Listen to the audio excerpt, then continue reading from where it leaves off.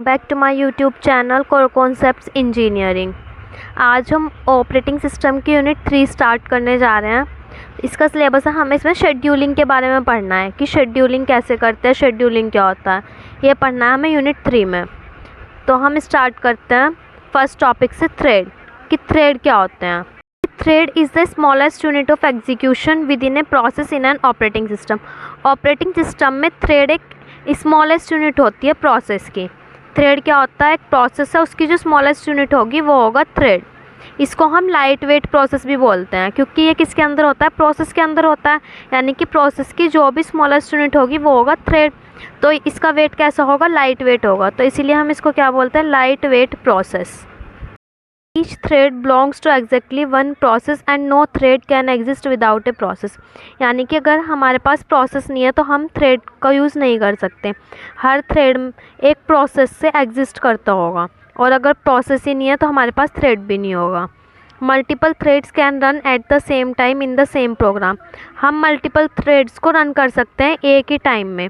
यानी कि हमारे पास एक प्रोग्राम है, उस प्रोग्राम के अंदर हम मल्टीपल थ्रेड्स का यूज़ कर सकते हैं और उन्हें रन कर सकते हैं एक ही टाइम पे। ये होता है हमारा थ्रेड। थ्रेड के एडवांटेजेस होते हैं efficient CPU utilisation and easy communication between threads. Thread के थ्रू हम इजीली कम्युनिकेट कर सकते हैं और ये एफिशिएंट सीपीयू यूटिलाइजेशन है। अब हम इसका डिसएडवांटेज पढ़ते हैं। One thread crashes the whole process में क्रैश। अगर हमारा एक थ्रेड ही क्रैश हो गया तो हमारा पूरा प्रोसेस भी क्रैश हो सकता है। Needs careful synchronisation. इसमें केयरफुल सिंक्रोनाइजेशन की ज़रूरत होती है। They are multiple states of the thread in a life cycle. इसकी मल्टीपल स्टेट्स होते हैं थ्रेड में, यानी कि उसकी लाइफ साइकिल के बारे में पढ़ेंगे हम कि थ्रेड की लाइफ साइकिल कैसे वर्क करती है और होती कैसे है ये। तो हम लाइफ साइकिल देखते हैं थ्रेड की, ये कैसे वर्क करती है।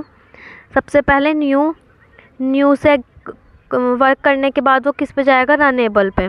उसके बाद रनिंग एंड देन टर्मिनेटेड। तो हम इसमें देखते हैं न्यू में क्या होता है।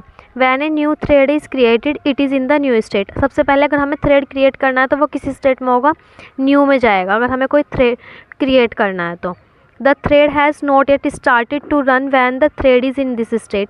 अभी थ्रेड क्या हुआ है, सिर्फ क्रिएट हुआ है, यानी कि अपनी रनिंग कंडीशन में नहीं है, अभी सिर्फ वो क्या हुआ है, क्रिएट हुआ है। The thread has not yet started, वो स्टार्ट नहीं हुआ है। सेकंड होता है रनेबल, फिर वो जाएगा रनेबल, यानी कि अब क्या होगा, थ्रेड जो है वो रेडी है रन होने के लिए, यानी कि रनिंग स्टेट में जाने के लिए वो क्या है, वो थ्रेड रेडी है। अब थर्ड आता है रनिंग। रनिंग में क्या होगा, अब जो थ्रेड है हमारा वो एक्टिवली एग्जीक्यूट होगा, यानी कि जो भी एग्जीक्यूशन का वर्क होगा वो रनिंग स्टेट में होगा। This state is entered when the thread is chosen from the runnable pool by the CPU. इसमें क्या होगा, थ्रेड जो है वो चूज़ किया जाएगा कि वो क्या करे, वो एग्जीक्यूट हो, वो रन हो सके, इसलिए वो किस में आता है, रनिंग स्टेट में आता है। फोर्थ, फिर उसके बाद किस में आएगा, नॉन रनेबल, यानी कि ब्लॉक्ड। अगर क्या हुआ, अगर थ्रेड ने अपना वर्क प्रॉपरली कर लिया तो वो क्या हो जाएगा, a thread moves to this state when it is put to sleep. अगर हमारा वर्क कंप्लीट हो गया और अभी हमें उसे किस पे करना है, स्लीप पे डालना है, तो हम क्या कॉल करेंगे, थ्रेड डॉट स्लीप। या फिर हमें क्या करना है, इनपुट आउटपुट को ब्लॉक करना है कि हम को यूज़र जो है वो अभी कोई भी इनपुट ना दे पाए, तो क्या कर देंगे, हम उसको ब्लॉक कर देंगे। या फिर हमें क्या करना है, वेट कराना है। हमारे पास प्रोसेस P1 है, अब हमें उसे वेट कराना है कि P2 जब तक ना आए तब तक वो वेट करे, तो वो किस में चला जाएगा, नॉन रनेबल। यानी कि न्यू में क्या होगा, क्रिएट होगा, रनेबल में वो रेडी हो जाएगा रन होने के लिए, रनिंग में वो पूरा एग्जीक्यूट होगा, नॉन रनेबल में क्या होगा, उसे ब्लॉक कर देंगे या फिर वेट कराएंगे किसी एक टाइम तक का। फिर आता है टर्मिनेटेड। टर्मिनेटेड लास्ट होता है जब हमारा क्या हो जाता है, वर्क जो है प्रॉपरली हो जाता है, तो थ्रेड किस में एंटर करेगा, इस स्टेट में एंटर करेगा जब हमारा क्या होगा, अगर हमारा वर्क कंप्लीट हो गया तो वो टर्मिनेट हो जाएगा। It completes it's execution, the thread is now dead and can not B restarted. अब इस स्टेट में थ्रेड क्या हो गया है, डेड हो गया है, और इसे हम क्या नहीं कर सकते, रीस्टार्ट नहीं कर सकते। क्यों, क्योंकि ये अपना वर्क कंप्लीट कर चुका है। तो ये हमारी लाइफ साइकिल होती है जिसमें 5 स्टेप होते हैं, new, runnable, running, terminated and non runnable. और हमें इसकी वर्किंग पढ़ ली है, ये इसकी वर्किंग होती है। अब हम नेक्स्ट टॉपिक पढ़ते हैं कि डिफरेंस क्या होता है, प्रोसेस और थ्रेड में क्या डिफरेंस होता है। तो सबसे पहला डिफरेंस तो अभी हमने पढ़ा कि प्रोसेस क्या होता है, हैवी वेट होता है, और थ्रेड लाइट वेट होता है। स्लोअर और हैवियर होता है। अगर हमें क्रिएट करना है तो ये क्या होगा, स्लोअर प्रोसेस होगा और हैवियर होगा क्रिएट करना। लेकिन अगर हमें थ्रेड क्रिएट करना है तो ये फास्टर प्रोसेस है और लाइटर है क्रिएट करना। थर्ड डिफरेंस पढ़ते हैं। One process crashes other remains unaffected. अगर हमारा एक प्रोसेस क्रैश हो गया तो दूसरे वाला क्या होगा, अनअफेक्टेड होगा, उस पर कोई इफ़ेक्ट नहीं पड़ेगा। लेकिन अगर एक थ्रेड क्या हो गया, क्रैश हो गया, तो ये एंटायर प्रोसेस को क्या कर देगा, अफेक्ट कर देगा। ईच प्रोसेस हैज़ इट्स आउन मेमोरी स्पेस। हर प्रोसेस के पास अपनी एक मेमोरी स्पेस होती है। लेकिन थ्रेड्स किसका मेमोरी स्पेस शेयर करता है, thread share the memory of the process. Process की मेमोरी स्पेस को शेयर करता है। Scheduled by the operating system. Process कैसे शेड्यूल होता है, ओएस से, और ये किससे होता है, शेड्यूल्ड बाय द प्रोसेस और ओएस। ये प्रोसेस से भी शेड्यूल हो सकता है और ये ओएस से भी शेड्यूल हो सकता है थ्रेड। लेकिन प्रोसेस किससे शेड्यूल होगा, सिर्फ ऑपरेटिंग सिस्टम से, क्योंकि थ्रेड जो है वो प्रोसेस की स्मॉलेस्ट यूनिट है ना, तो उसे हम प्रोसेस से भी क्रिएट कर सकते हैं, शेड्यूल कर सकते हैं, और ऑपरेटिंग सिस्टम से भी कर सकते हैं। अब हम पढ़ते हैं टाइप्स ऑफ थ्रेड्स, कि थ्रेड कितने टाइप्स के होते हैं। तो मेनली 2 टाइप्स के थ्रेड होते हैं। They are mainly 2 types of thread, user level thread and kernel level thread. तो वन बाय वन पढ़ते हैं। यूज़र लेवल थ्रेड क्या होते हैं।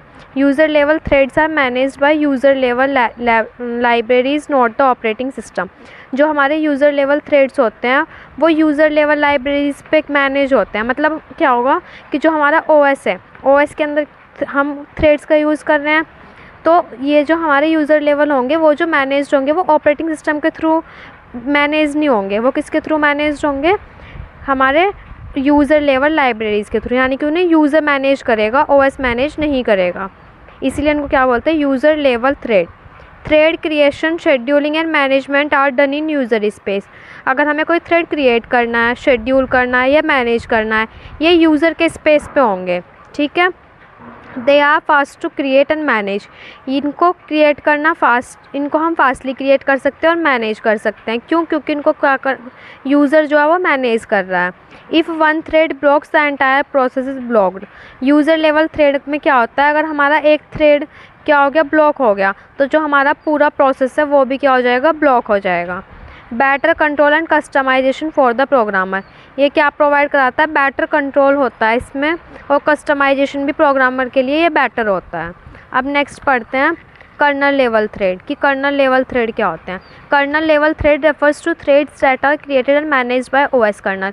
उसमें क्या हो रहा था, यूज़र लेवल में जो हमारा थ्रेड थे वो कैसे मैनेज हो रहे थे, क्रिएट हो रहे थे, यूज़र लेवल के थ्रू। लेकिन इसमें कौन क्रिएट करेगा, मैनेज करेगा, ओएस कर्नल वो करेगा मैनेज। क्यों, क्योंकि ये कर्नल लेवल थ्रेड है, तो इसमें ऑपरेटिंग सिस्टम कर्नल क्या करेगा, मैनेज करेगा। Each thread is known to the kernel which handle scheduling and management. हर थ्रेड कर्नल के नाम से जाना जाएगा जो कि हैंडल करेगा शेड्यूलिंग को और मैनेजमेंट को। The OS can run multiple threads in parallel और मल्टीपल प्रोसेसर्स। इसके अंदर हम मल्टीपल थ्रेड्स को पैरेलली क्या कर सकते हैं, रन कर सकते हैं। किसमें, कर्नल लेवल में। लेकिन इनको क्रिएट करना या मैनेज करना वो स्लोअर प्रोसेस होता है, जबकि यूज़र लेवल को क्रिएट करना और मैनेज करना क्या था, हमारा फास्टर प्रोसेस था। If one thread blocks other threads can still run. User level में क्या होता था, अगर एक थ्रेड ब्लॉक हो गया तो जो जो हमारा प्रोसेस था वो पूरा फेल हो रहा था। लेकिन इसमें अगर हमारा एक थ्रेड ब्लॉक हो गया तो जो हमारे अदर थ्रेड्स हैं वो अब तभी भी एग्जीक्यूट हो सकते हैं। क्यों, क्योंकि उन्हें कौन मैनेज कर रहा है, कर्नल, यानी कि ओएस मैनेज कर रहा है। रिक्वायर्स कर्नल सपोर्ट्स और मोर रिसोर्स एंड इंटेंसिव। इसमें क्या होगा, इसमें ज़्यादा किसका सपोर्ट होता है, कर्नल का सपोर्ट होता है। तो ये इसीलिए क्या होते हैं, मोर रिसोर्स इंटेंसिव होते हैं। जैसे इसका एग्जांपल हो गया विंडोज़ एंड लिनक्स। ये कर्नल लेवल थ्रेड पढ़ा हमने। अब हम नेक्स्ट टॉपिक पढ़ते हैं scheduler. Scheduler is a system program in the OS that manages process execution by deciding which process thread should run next on the CPU। Scheduler क्या होगा, एक सिस्टम प्रोग्राम होता है OS में, जो कि क्या मैनेज करता है कि कौन से प्रोसेस से थ्रेड को रन करना है। यानी कि ये बताएगा कि किसका शेड्यूल है नेक्स्ट, अब किसकी टर्न है जिसको हमें क्या करना है, एग्जीक्यूट कराना है। ये डिसाइड करता है कि which process should run next, यानी कि नेक्स्ट टाइम में कौन सा प्रोसेस क्या होगा, एग्जीक्यूट होगा। तो ये डिसाइड कौन करता है, शेड्यूलर। तो हमारे शेड्यूलर कितने तरह के होते हैं, 3 टाइप्स के शेड्यूलर होते हैं। They are mainly 3 types of scheduler. First long term scheduler, short term scheduler and medium term scheduler. तो लॉन्ग टर्म के बारे में पढ़ते हैं कि लॉन्ग टर्म शेड्यूलर क्या होते हैं। It is a job scheduler, long term scheduler job scheduler बोलते हैं इन्हें। इनकी जो स्पीड होती है वो लेसर होती है शॉर्ट टर्म शेड्यूलर से, यानी कि जो स्पीड होगी लॉन्ग टर्म की वो क्या होगी, लेसर होगी किससे, शॉर्ट टर्म से, इनकी स्पीड लेसर होगी। It controls the degree of multi programming, ये कंट्रोल करता है डिग्री ऑफ मल्टी प्रोग्रामिंग, यानी कि मल्टी प्रोग्रामिंग के जो फीडबैक्स होते हैं उनको क्या करता है, ये कंट्रोल करता है। इट इज़ ऑलमोस्ट अब्सेंट और minimal in time sharing system, या तो ये प्रेजेंट ही नहीं होगा किसमें, टाइम शेयरिंग सिस्टम में जो हमने यूनिट 1 में पढ़ा था, या फिर क्या होगा, मिनिमल होगा, यानी कि कम से कम होगा। ये इसके पॉइंट्स हैं। It selects process from pool and loads them into memory for execution, ये छोटे छोटे पूल से उन्हें क्या करेगा, प्रोसेस को सेलेक्ट करेगा और फिर उनको मेन मेमोरी में लोड कर देगा। ये हमारा था क्या, लॉन्ग टर्म। अब हम नेक्स्ट पढ़ते हैं short term.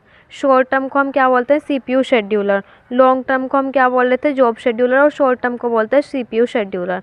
Speed is fastest among other two, तो सबसे ज़्यादा जो फास्ट स्पीड होती है वो शॉर्ट टर्म शेड्यूलर की होती है, लॉन्ग टर्म से भी और मीडियम टर्म से भी।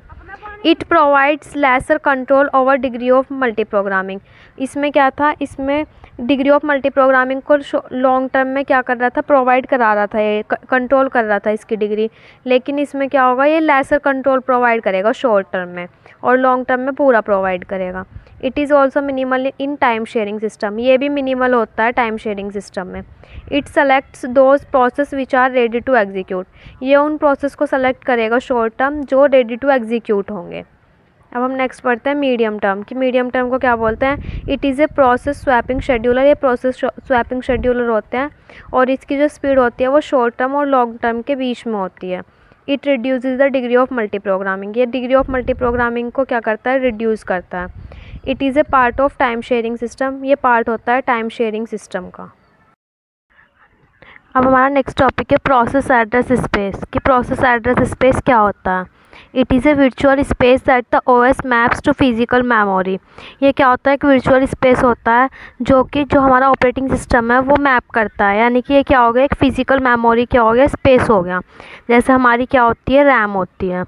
A process address space is the range of memory address that a process can use during its execution, ये क्या होता है, ये एक रेंज ऑफ मेमोरी एड्रेस होता है जो कि प्रोसेस जो है यूज़ करता है जब वो एग्जीक्यूट करता है किसी प्रोसेस को, यानी कि एग्जीक्यूशन के दौरान जो हमें स्पेस की ज़रूरत होती है वो हमारा होता है प्रोसेस एड्रेस स्पेस।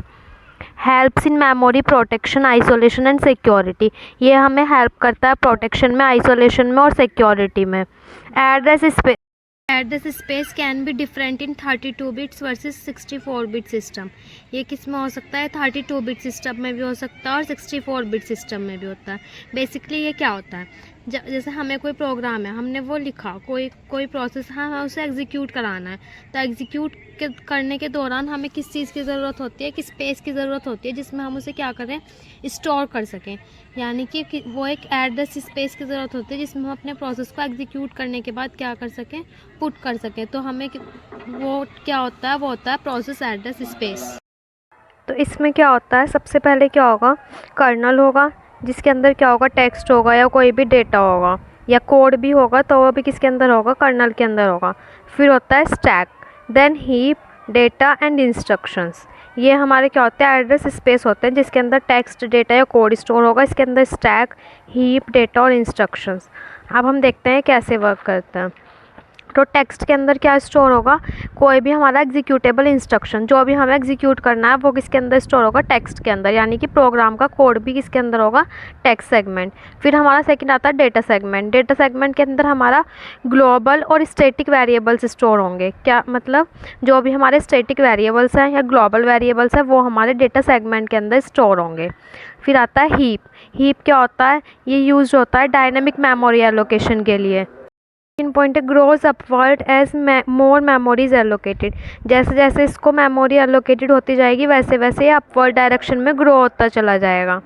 स्टैक में क्या होता है, ये स्टोर करता है फंक्शन कॉल को, लोकल वेरिएबल्स को, और रिटर्न करता है address.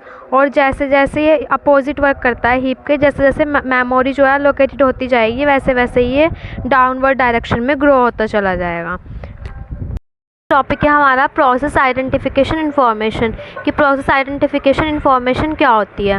Process identification information refers to the data used by the OS to uniquely identify and manage a process.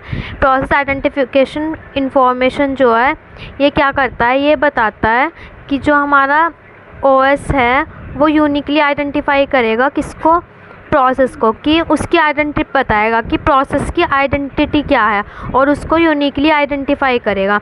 यानी कि हमारे पास मल्टीपल प्रोसेस है तो ये इसके थ्रू हम बता सकते हैं और उनको क्या कर सकते हैं, आइडेंटिफाई कर सकते हैं यूनिकली कि कौन सा प्रोसेस है, P1 प्रोसेस है, P2 प्रोसेस है, कौन सा प्रोसेस है। यानी कि ये क्या करता है, एक तरह से पहचान होती है किसकी, प्रोसेस की, जो कि आइडेंटिफाई करता है और यूनिकली करता है। ठीक है, अब इसके हम किस बेसिस पे उसको आइडेंटिफाई कर सकते हैं, हम किस बेसिस पे, सपोज़ हमें बताना है कि ये कौन सा प्रोसेस है तो हम किन किन बेसिस पे बता सकते हैं, उसको कैसे आइडेंटिफाई कर सकते हैं। तो पहला वो होता है प्रोसेस आईडी, यानी कि प्रोसेस की आईडी के बेस पे हम प्रोसेस को क्या कर सकते हैं, यूनिकली आइडेंटिफाई कर सकते हैं। प्रोसेस आईडी क्या होती है, एक यूनिक नंबर होता है जो कि हर प्रोसेस को असाइन किया जाता है। यानी कि ये क्या हो गया, हर प्रोसेस की अपनी अपनी आईडी हो गई जो कि असाइन कर दी गई थी। Used by the OS to track and manage the process, ये ओएस यूज़ करता है और ट्रैक करता है प्रोसेस को। ठीक है, कौन, प्रोसेस आईडी। प्रोसेस आईडी हर प्रोसेस की एक यूनिक आइडेंटिटी होती है या यूनिक नंबर होता है जो असाइन किया हुआ होता है। Second, parent process ID. Parent process ID क्या होती है, यानी कि जिस प्रोसेस से हमने अपना चाइल्ड प्रोसेस क्रिएट कराया उसका पेरेंट प्रोसेस देखते हैं कि उसका प्रोसेस क्या है, उसके बेसिस पे हम क्या करते हैं, आइडेंटिफाई करते हैं। The ID of the process that created the current process, यानी कि हमने सपोज़ हमारे पास P1 प्रोसेस है और उस P1 प्रोसेस से हमने P2 प्रोसेस बनाया तो हम चेक करेंगे P2, यानी कि वो तो चाइल्ड प्रोसेस हो गया P2 तो, और P1 क्या हो गया, पेरेंट प्रोसेस। तो यानी कि उसे चेक करना है कि उसके पेरेंट प्रोसेस की क्या आईडी है। थर्ड आती है user ID. It identify the owner user of the process, ये क्या आइडेंटिफाई करेगी कि इस प्रोसेस का ओनर कौन है, यानी कि यूज़र कौन है। Helps in excess control and permission, क्योंकि जो यूज़र होगा उसी के पास क्या होगा, उसका कंट्रोल होगा और परमिशन होगी, उसका एक्सेस होगा, तो ये उसको हेल्प करता है एक्सेस देने में। फिर फोर्थ आता है ग्रुप आईडी, यानी कि GID। ये क्या करता है, ये यूज़र को ग्रुप में, जो जैसे हमने ग्रुप में कैटेगराइज कर दिया प्रोसेस या ग्रुप्स यूज़र, तो वो क्या करेगा, उनको यूनिकली आइडेंटिफाई करेगा ग्रुप के थ्रू। Identifies a user group to which the process belongs, यानी कि अगर ग्रुप्स में है तो ये बताएगा कि कौन सा प्रोसेस किसके ग्रुप पे प्रेजेंट है या किस ग्रुप से बिलोंग कर रहा है, ये बताता है group ID. Also use for permission control, हम इसका यूज़ परमिशन कंट्रोल के लिए भी करते हैं। फिफ्थ आती है session ID. Identify the session to which the process belongs, ये सेशन बताता है कि कौन से सेशन से बिलोंग कर रहा है process. Useful in terminal and login management, अगर हमें लॉगिन करना है या टर्मिनेट करना है तो हम किसका यूज़ करते हैं, सेशन आईडी का। प्रायोरिटी आईडी क्या करती है, प्रायोरिटी यानी कि वो बताती है कि किसकी कितनी प्रायोरिटी लेवल है, यानी कि उसके प्रायोरिटी लेवल को इंडिकेट करती है। Indicates the priority level of the process. Affect scheduling decision by the OS, और ये अफेक्ट भी करती है शेड्यूलिंग डिसीजन को। अब नेक्स्ट टॉपिक पढ़ते हैं मल्टी प्रोसेसर शेड्यूलिंग, कि मल्टी प्रोसेसर शेड्यूलिंग क्या होती है, ये भी सिलेबस में है, इंपॉर्टेंट टॉपिक है। तो multi process scheduling is the method used by operating system to schedule multiple process. ये क्या करेगा, मल्टी प्रोसेस शेड्यूलिंग, जैसे नाम से ही हम पता कर पा रहे हैं कि ये क्या करेगा, मल्टीपल प्रोसेस को शेड्यूल करेगा। यानी कि अगर हमारे पास मल्टीपल प्रोसेस हैं और उनको हमें CPU के थ्रू शेड्यूल कराना है तो हम किसका यूज़ करते हैं, मल्टी प्रोसेसर शेड्यूलिंग का। In multi processor scheduling multiple process can run processes in parallel. Multi processor system में हम मल्टीपल प्रोसेस को पैरेलली क्या कर सकते हैं, रन कर सकते हैं, जो कि क्या करेगा, फिर उनकी जो परफॉर्मेंस है उसको इम्प्रूव कर देगा। Multi processor scheduling. अब हम पढ़ते हैं सिमेट्रिक मल्टी प्रोसेसर शेड्यूलिंग या एसिमेट्रिक। कौन कौन सी होती है, एक होती है सिमेट्रिक मल्टी प्रोसेसिंग, एक होती है एसिमेट्रिक मल्टी प्रोसेसिंग। तो सिमेट्रिक मल्टी प्रोसेसिंग में क्या होता है, जितने भी प्रोसेस होते हैं वो हमारे क्या होते हैं, इक्वल ट्रीट किए जाते हैं। दो टाइप्स हो गए ना, सिमेट्रिक और एसिमेट्रिक।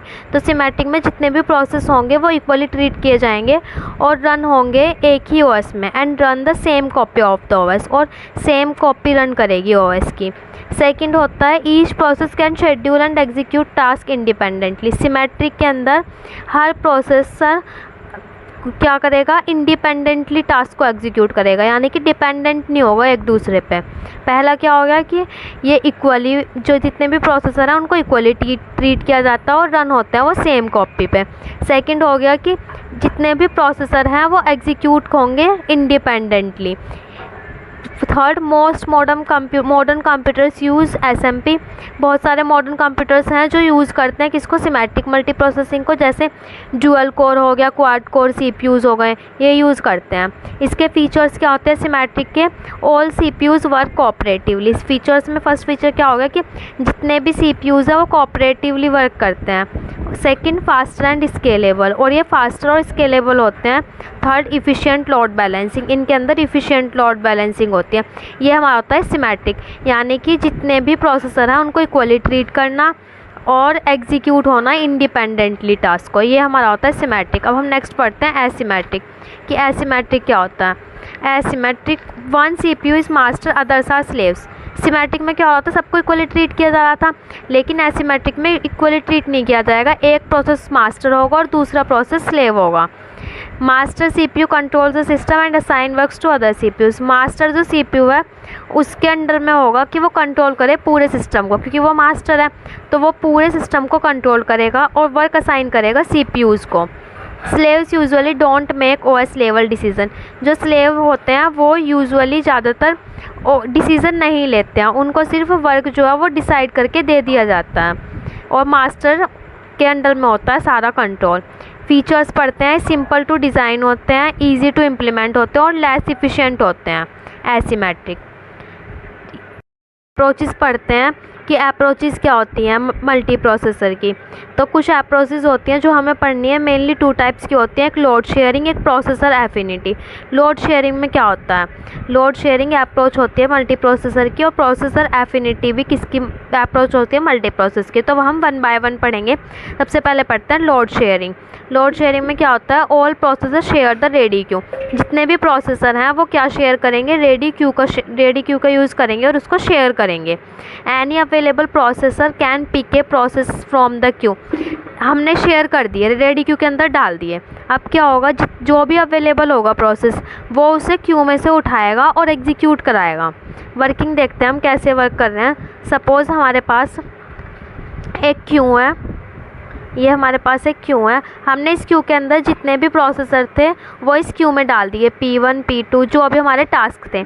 अब क्या होगा, अब चेक करेगा प्रोसेसर कि कौन सा प्रोसेस अवेलेबल है, और प्रोसेसर अगर अवेलेबल है तो वो उसे क्यू में से उठाएगा और उससे एग्जीक्यूट कराएगा।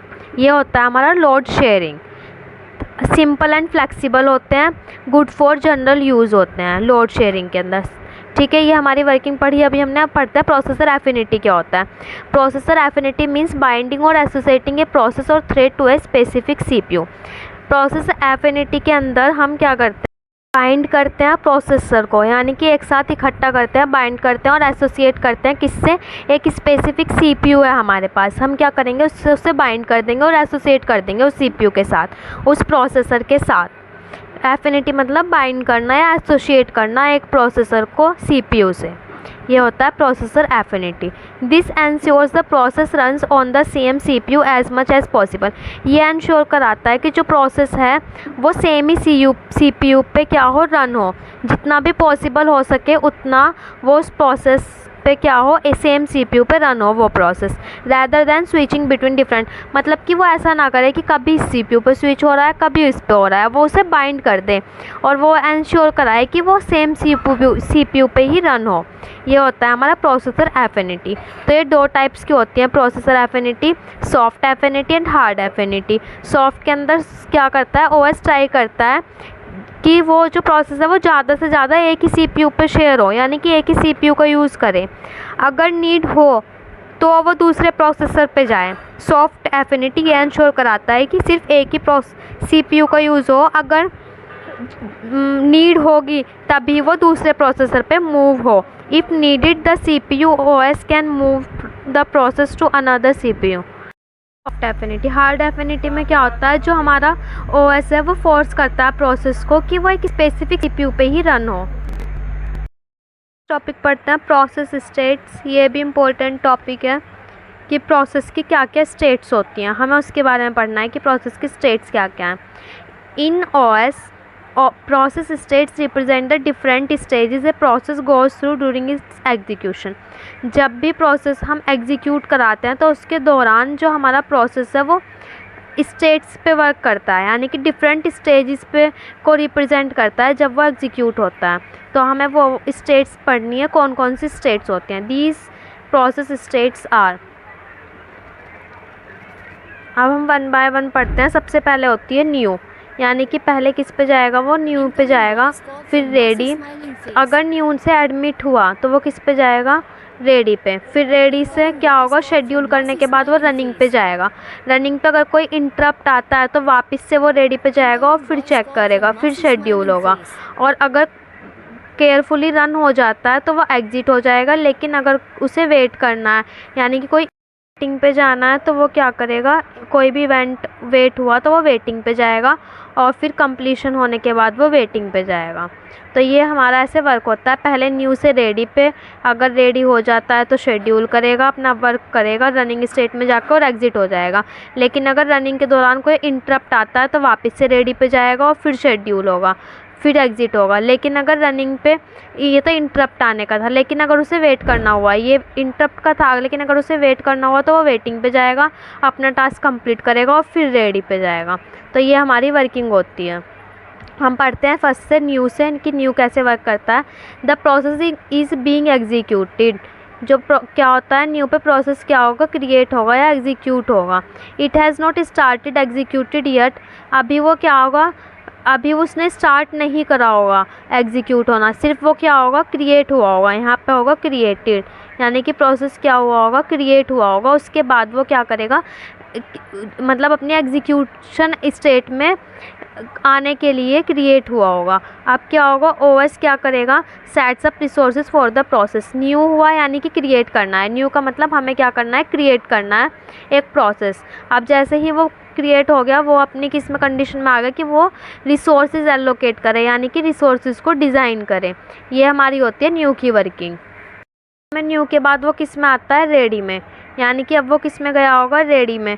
तो रेडी क्या होगा, the process is ready to run but waiting for CPU time. इसमें क्या होगा, वो रेडी होगा वर्क करने के लिए, लेकिन क्या कर रहा होगा, वेट कर रहा होगा CPU टाइम का रेडी के अंदर। यानी कि अभी वो रेडी है, लेकिन वो किसका वेट कर रहा है, CPU के टाइम का वेट कर रहा है कि कब उसे CPU यूटिलाइज हो। It is in the queue waiting to the assign to the process, ये क्यू में है लेकिन वेट कर रहा है कि कब इसको टास्क असाइन किया जाए। रनिंग में क्या होगा, रनिंग में उसको टास्क असाइन कर दिया गया होगा और अब वो क्या हो रहा होगा, एग्जीक्यूट हो रहा होगा CPU में। Only one process can be in the running state, लेकिन रनिंग स्टेट में सिर्फ एक प्रोसेस ही हो सकता है एक टाइम पे।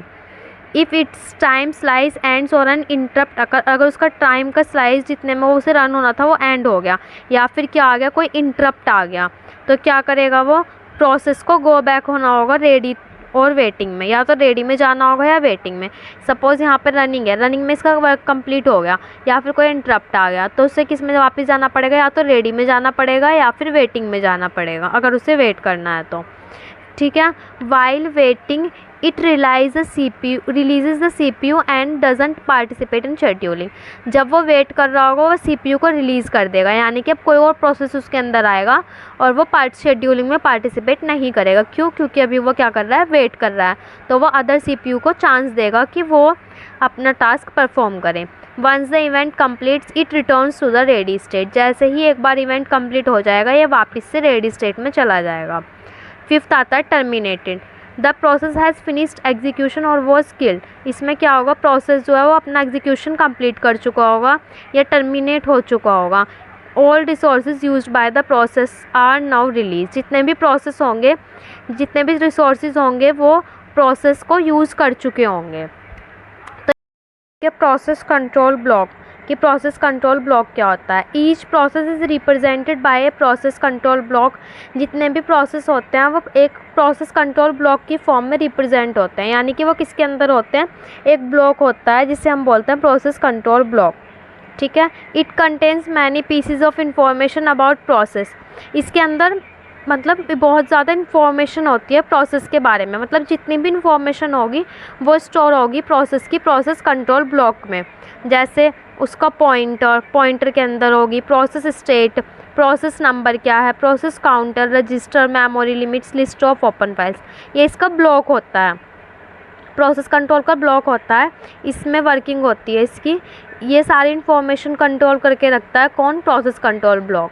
ठीक है। जैसे पॉइंटर में क्या इन्फॉर्मेशन स्टोर होगी, पॉइंटर बताएगा a pointer in a process control block refers to a link और reference to the next PCB in the process queue के अंदर अपने नेक्स्ट प्रोसेस का क्या स्टोर करके रखेगा, एड्रेस स्टोर करके रखेगा या रेफरेंस स्टोर करके रखेगा, कौन, पॉइंटर।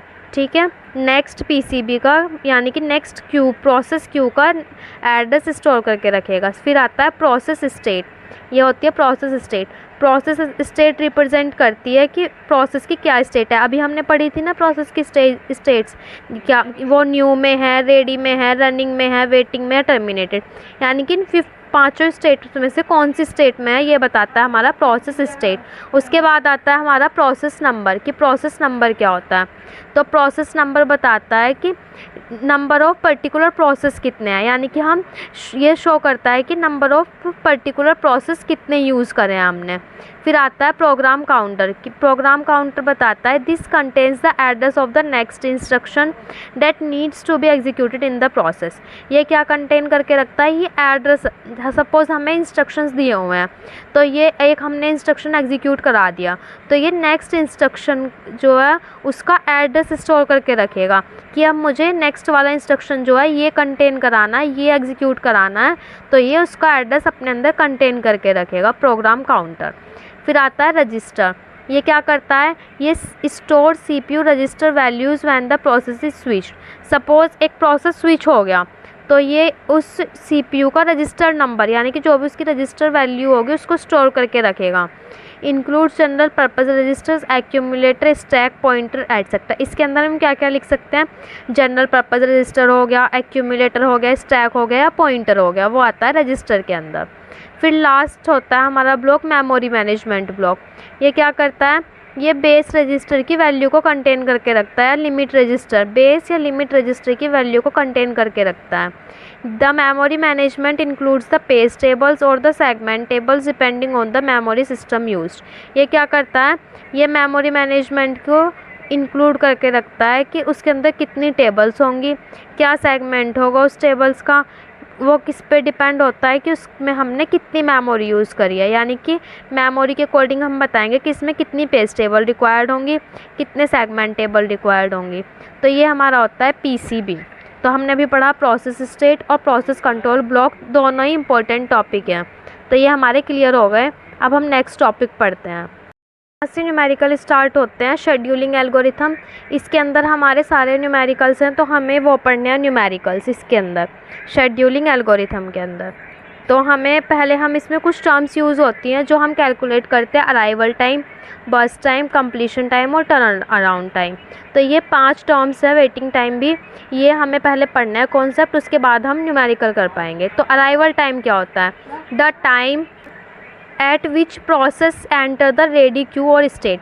अराइवल टाइम यानी कि आने का समय, यानी कि जिस टाइम पे जो हमारा प्रोसेस है वो रेडी क्यू में या स्टेट में अराइव हुआ होगा, ठीक है, वो होता है हमारा अराइवल टाइम, यानी कि प्रोसेस के आने का टाइम। बस टाइम कितना है कि वो कितनी देर तक उस क्यू में रहा होगा, यानी कि उसने कितना एग्जीक्यूट करने के लिए उसे टाइम रिक्वायर्ड होगा। Time required by a process to get execute on CPU, CPU में एग्जीक्यूट होने के लिए उसे कितना टाइम रिक्वायर्ड होगा। Completion time, the time at which process complete its execution. Completion time वो टाइम होता है जिसमें जो प्रोसेस है वो अपने एग्जीक्यूशन को कंप्लीट करता है, यानी कि कितने टाइम में उसने अपना एग्जीक्यूशन पूरा कंप्लीट किया होगा। फिर आता है हमारा टर्न अराउंड टाइम, यानी कि जो हमारा कंप्लीशन टाइम है और अराइवल टाइम है। कंप्लीशन टाइम में से अराइवल टाइम सब्ट्रैक्ट कर दो तो हमारा आता है टर्न अराउंड टाइम, फिर वेटिंग टाइम आता है। वेटिंग टाइम क्या होता है, टर्न अराउंड टाइम अभी हमने कैलकुलेट करा, टर्न अराउंड टाइम में से बर्स्ट टाइम का माइनस कर दो, तो ये हमारा होता है waiting time. Turn around time क्या होता है, कंप्लीशन टाइम में से अराइवल टाइम सब्ट्रैक्ट कर दो। वेटिंग टाइम क्या होता है, टर्न अराउंड टाइम में से बर्स्ट टाइम सब्ट्रैक्ट कर दो। ठीक है, तो अब हमें एल्गो पढ़नी है, कौन कौन सी एल्गो होती है, शेड्यूलिंग एल्गोरिथम। तो ये दो टाइप्स की होती है, प्रीएम्प्टिव और नॉन प्रीएम्प्टिव। प्रीएम्प्टिव के अंदर shortest remaining time first, longest remaining time first, round robin. Non preemptive के अंदर FCFS यानी कि first come first serve, shortest job first और लॉन्गेस्ट जॉब फर्स्ट। और प्रीएम्प्टिव नॉन प्रीएम्प्टिव में क्या डिफरेंस है, बेसिकली नॉन प्रीएम्प्टिव का यह मतलब है, अगर हमारा एक प्रोसेस आ गया क्यू के अंदर हमारा एक प्रोसेस आ गया तो वो पूरा एग्जीक्यूट होने के बाद ही बाहर निकलेगा। नॉन प्रीएम्प्टिव यानी कि उसे कोई छीन नहीं सकता, नॉन प्रीएम्प्टिव मतलब नहीं छीनना, यानी कि अगर एक CPU के अंदर आ गया एक प्रोसेस तो अब उसे कोई छीन नहीं सकता, पहले वो अपना पूरा वर्क कंप्लीट करेगा, उसके बाद ही नेक्स्ट प्रोसेस आएगा। लेकिन प्रीएम्प्टिव में क्या है, इसे छीन सकता है। सपोज़ पहले हमने P1 के कुछ टास्क कंप्लीट करे, फिर P2 के करे, तो हम छोड़ सकते हैं P2 को, पहले हम फिर P3 के कराने के बाद P2 के भी कर सकते हैं। यानी कि क्या हो गया, इसमें हम क्या करा सकते हैं, एक टास्क को मल्टीपल टाइम्स रन करा सकते हैं उसके टाइम के अकॉर्डिंग। लेकिन नॉन प्रीएम्प्टिव में अगर एक प्रोसेस आ गया क्यू में तो वो क्या नहीं होगा, फिर वो तब तक नहीं होगा जब तक उसका अपना वो वर्क कंप्लीट नहीं कर लेता, अपना जो शेड्यूल है। अब हम इसमें फर्स्ट पढ़ते हैं, पहले हम तीनों पढ़ेंगे किसकी, नॉन प्रीएम्प्टिव की, यानी कि FCFS first come first serve, shortest job और लॉन्गेस्ट जॉब। तो पहले हम नॉन प्रीएम्प्टिव के पढ़ेंगे क्योंकि ये ईजी हैं, फिर उसके बाद प्रीएम्प्टिव के पढ़ेंगे। तो नॉन प्रीएम्प्टिव में फर्स्ट पढ़ते हैं फर्स्ट कम फर्स्ट सर्व। तो हमें दिया हुआ होगा प्रोसेस, अराइवल टाइम और बर्स्ट टाइम। तो अराइवल टाइम यानी कि अभी अराइवल टाइम जो है वो सेम है, यानी कि 0 है। तो इसके दो टाइप से हो सकते हैं। पहले हम पढ़ते हैं अगर अराइवल टाइम सेम ही दिया हुआ हो, यानी कि आने का समय जो है सब P1 भी उसी टाइम पे आया है, P2 भी उसी टाइम पे आया और P3 भी उसी टाइम पे आया है, तीनों प्रोसेस सेम टाइम पे आए हैं, तो हमारा अराइवल टाइम ये है 0। लेकिन बर्स्ट टाइम कितना है, P1 जो है वो 5 तक चलेगा, 5 वैल्यू तक चलेगा, और P2 जो है वो 3 वैल्यू तक चलेगा। हम इन्हें स्टेप्स की तरह भी काउंट कर सकते हैं। P1 जो है वो 5 स्टेप चलेगा, P2 3 स्टेप चलेगा और P3 8 स्टेप चलेगा। लेकिन अराइवल टाइम तीनों का क्या है, सेम है। तो हम इसे कैसे करते हैं, हमारे पास अराइवल टाइम भी है, बर्स्ट टाइम भी है, तो हमें कंप्लीशन टाइम निकालने के लिए हमें जैंट चार्ट बनाना पड़ेगा। ठीक है, तो जैंट चार्ट हम कैसे बनाते हैं, हम अराइवल टाइम सबका सेम है, तो P1 P2 P3 तीनों सेम क्यू में होंगे, तो हमें बर्स्ट टाइम देखना है, P1 का बर्स्ट टाइम कितना है। ये क्या पढ़ रहे हैं हम, फर्स्ट कम फर्स्ट टाइम, यानी कि जो पहले आया होगा उसको पहले चलाना है। तो देखो ये पहले, अभी तो अराइवल टाइम तीनों का सेम है, यानी कि कोई सा भी पहले नहीं आया, सारे सेम पोजीशन पे आए हैं। तो क्या करना है, बर्स्ट टाइम कितना हो गया, P1 का 5 स्टेप चलने हैं। तो हमने P1 को ब्लॉक में डाला, क्यू में डाला P1, और हमने उसके 0 से लेके 5 तक 5 स्टेप चलवाए। अब इसने अपने 5 स्टेप कंप्लीट कर लिए, लेकिन P2 भी तो क्यू में होगा फिर उसके बाद, क्योंकि अराइवल टाइम सेम है। तो अब 5 तो पहले से ही थे, चल चुका था वो, अब उसे P2 को कितने स्टेप चलने हैं, 3, तो वो अपने 3 स्टेप चलेगा। तो जब हम 5 में 3 ऐड करेंगे तो वो कितना हो जाएगा, 8। अब टोटल होगा 8 स्टेप दोनों के। अब 8 हो गया, अब हमारा क्यू में आया होगा P3, 8 तो पहले से ही थे, अब उसमें 8 और चला होगा P3, तो अब टोटल कितने हो गए, 16। तो ये 16 किसके हो गए, P3 के। अब देखो हम कैसे लिखेंगे कंप्लीशन टाइम, P1 का कंप्लीशन टाइम कितना है, P1 कब कंप्लीट हुआ, P1 यहीं पे तो कंप्लीट हुआ हमारा, ये कंप्लीट हो गया P1, तो इसने कितना चला, 5 वैल्यू तक, यानी कि हमारी P1 की वैल्यू हो गई 5। P2 हमारा कहाँ तक चला, लास्ट बार P2 हमारा चला 8 वैल्यू तक, तो ये वैल्यू आ गई 8। लेकिन P3 कहाँ तक चला, 16 तक, तो हमारी P3 की क्या वैल्यू आ गई, 16। ठीक है, इतना क्लियर है कि क्या हमें बस टाइम देखना है कितने स्टेप चलने हैं। तो P1 हमारा चला 5 स्टेप, हमने लिख लिया 0 से 5। P2 चला हमारा 3 स्टेप, तो हम 5 के बाद ही तो काउंट करेंगे ना कि उसके 3 स्टेप, तो वो 5 तक तो चल चुका था P1, अब 3 उसमें ऐड कर दिए तो P2 के हो गए वो, यानी कि 8 स्टेप कौन चला, P2 चला। फिर P3 कितना चला, 8 और, यानी कि 8, तो 8 तक तो P1 P2 चल चुके थे, P2 इसके बाद की 8 चलेगा, 8 के बाद, तो वो कितने हो गए, 16। अब हमने कंप्लीशन टाइम लिख दिया, यानी कि P1 5 तक चला, P2 हमारा 8 तक चला और P3 16 तक चला। तो हमारा कंप्लीशन टाइम हो गया। अब हमें टर्न अराउंड टाइम निकालना है। तो हमने अभी टर्न अराउंड टाइम का फॉर्मूला देखा कि क्या होता है, मैंने लिखा ना अभी टर्न अराउंड टाइम का फॉर्मूला होता है completion time minus arrival time. यानी कि जो हमारा कंप्लीशन टाइम है उसमें से अराइवल टाइम माइनस कर दो, यानी कि 5 में से 0 5। फिर कंप्लीशन टाइम 8 है, 8 में से 0 माइनस कर दो 8। 16 है, 16 में से 0 माइनस कर दो 16। ऐसे ही हमें वेटिंग टाइम निकालना है। वेटिंग टाइम का फॉर्मूला होता है turn around time minus burst time. यानी कि इसमें से ये वैल्यू सब्ट्रैक्ट करनी है कि 5 में से 5 गए 0, फिर 8 में से 3 गए 5, और फिर 16 में से 8 गए 8। तो ये हमारा कंप्लीट होता है क्या, नॉन प्रीम्प्टिव का फर्स्ट कम फर्स्ट सर्व, अगर अराइवल टाइम सेम है। लेकिन अगर अराइवल टाइम सेम नहीं है, सपोज़ P1 अलग टाइम पे आया है, P2 अलग टाइम पे आया है, P3 अलग टाइम पे आया है, तो हमें अलग वैल्यू कैलकुलेट करनी है। ठीक है, यहाँ पे हम एवरेज टर्न अराउंड टाइम निकालेंगे, यानी कि तीनों का सम करेंगे और डिवाइडेड बाय 3 कर देंगे। यानी कि जितनी भी टर्म है 5, 8 और 16 को ऐड करा और 3 से डिवाइड कर दिया, ये हमारा एवरेज टर्न अराउंड टाइम आ गया। ऐसे ही वेटिंग टाइम निकालना है, तीनों को सब ऐड करना है और डिवाइड बाय 3 करना है। अब ये किसका था, अगर हमारा अराइवल टाइम सेम है। लेकिन ऐसा भी तो हो सकता है ना कि अराइवल टाइम अलग अलग हो, P1 हमारा 2 पे आया हो, P2 0 पे आया हो, P3 4 पे आया हो। तो हम अराइवल टाइम के अकॉर्डिंग जेन चार्ट बनाएंगे अपना। कैसे, सबसे पहले देखना है अराइवल टाइम, सबसे पहले कौन सा आया होगा, क्योंकि क्या एल्गो है फर्स्ट कम फर्स्ट सर्व, जो पहले आएगा वो पहले एग्जीक्यूट होगा। तो सबसे पहले देखो अराइवल टाइम कि सबसे पहले अराइवल टाइम में कौन आया होगा।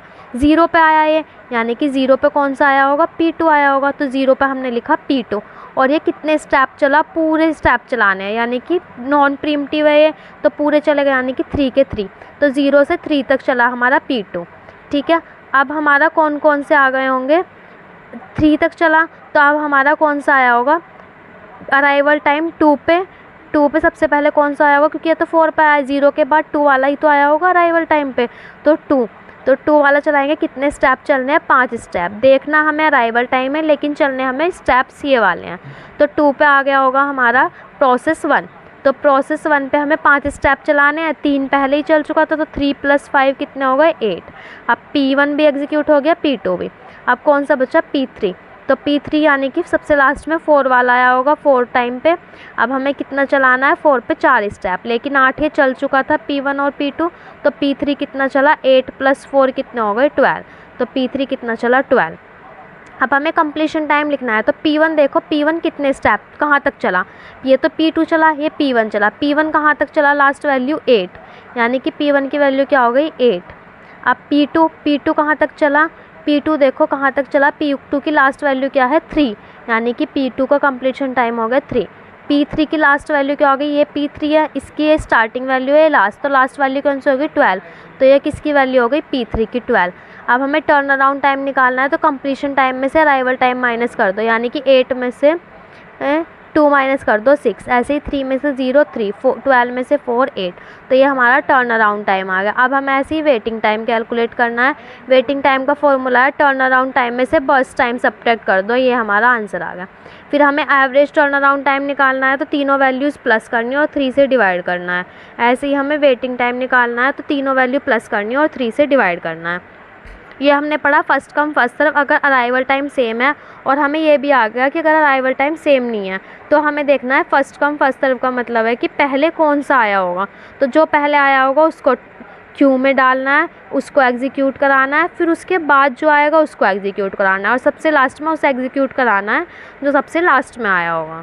ठीक है, ये था हमारा फर्स्ट कम फर्स्ट सर्व। अब हम पढ़ते हैं शॉर्टेस्ट जॉब फर्स्ट, यानी कि जिसकी सबसे ज़्यादा कम शॉर्टेस्ट डिस्टेंस होगा उसको पहले कराना है शॉर्टेस्ट जॉब। यानी कि बस टाइम देखना है कि किसका सबसे छोटा बस टाइम है, तो उसको हमें क्या कराना है, पहले एग्जीक्यूट कराना है। लेकिन हमें अराइवल टाइम भी देखना है कि किसका अराइवल टाइम कौन पहले आया होगा। तो देखो हमें जैन चार्ट बनाया, तो जैन चार्ट में देखो सबसे पहले कौन सा आया होगा, P1 आया होगा 0 पे।